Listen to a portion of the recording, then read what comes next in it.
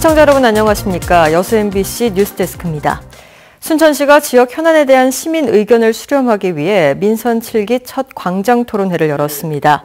순천시는 오늘 기적의 도서관 잔디광장에서 시민과 공무원 등이 참석한 가운데 쓰레기 문제 해결을 주제로 토론회를 열고 자원순환센터 현황 공유와 함께 생활쓰레기 처리와 관련한 다양한 논의를 이어갔습니다. 순천시는 앞으로 직접 민주주의 실현을 위해 광장 토론회를 활성화하겠다며 현안 해결에 도움이 될 것으로 기대했습니다. 관내 4년제 대학의 수시 모집 마감 결과 4대1 이상의 높은 경쟁률을 기록했습니다. 전남대 여수 캠퍼스의 경우 650여 명 모집에 3,800여 명이 지원해 평균 5.85대 1의 경쟁률을, 순천대는 1,300여 명 모집에 6,700여 명이 지원해 평균 4.89대 1의 경쟁률을 보였습니다. 광주 전남 4년제 대학 가운데 호남대가 평균 7대 1로 경쟁률이 가장 높았으며 각 대학들은 오는 12월 수시 모집 최종 합격자를 발표할 예정입니다. 오늘 오전 11시 10분쯤 여수시 화정면 문도 인근 갯바위에서 낚시를 하던 53살 A씨가 바다에 빠졌습니다. A씨는 사고 직후 구조돼 병원으로 옮겨졌지만 숨졌으며 해경은 목격자 등을 상대로 사고 경위를 조사하고 있습니다. 이에 앞서 오늘 오전 3시쯤 여수 신북항 공사 현장 앞바다에서 21톤급 부산 선적 예인선이 침몰해 경유가 유출되면서 해경이 방제 작업을 펼쳤습니다. 해경은 갑자기 배가 기울어졌다는 선장 66살 B씨의 증언을 토대로 자세한 사고 원인을 조사하고 있습니다. 고흥군이 추석을 전후해 강도 높은 자체 공직 감찰 활동에 나섭니다. 고흥군은 추석을 앞두고 공직자들이 직무와 관련된 업체로부터 금품이나 향응, 선물 등을 받는 청탁금지법 위반 행위와 지역 토착 비리를 사전에 차단하는 한편 근무시간 음주나 근무지 무단 이탈 등 복무 실태를 중점 감찰할 계획입니다. 고흥군은 전국 최하위권인 청렴도를 개선하기 위해 강도 높은 공직 감찰로 적발된 비위 공직자를 수사기관에 고발하는 등 무관용 원칙을 적용하기로 하고 비리 척결에 행정력을 모으고 있습니다. 주차 공간이 부족했던 여수 해양공원 일대에 공영주차장 조성공사가 재개됩니다. 여수시는 종화동 해경파출소에서 하멜등대까지 이어지는 구간에 257면 규모의 공영주차장을 조성하는 공사를 연말까지 마칠 계획이라고 밝혔습니다.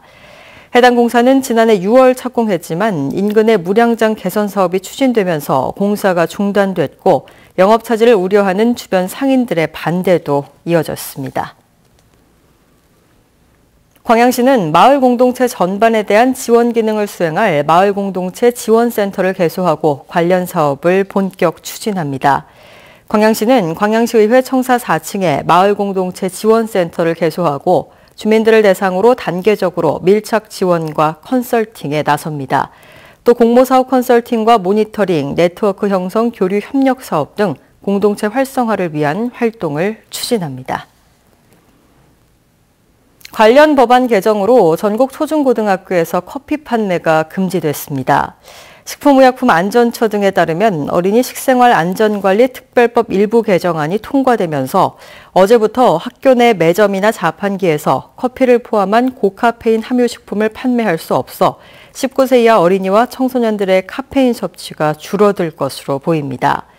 이에 대해 전남도 교육청은 도내 800여 곳의 학교도 판매 금지 대상에 포함된다며 학생들의 건강 관리를 위해 홍보 활동을 강화할 계획입니다.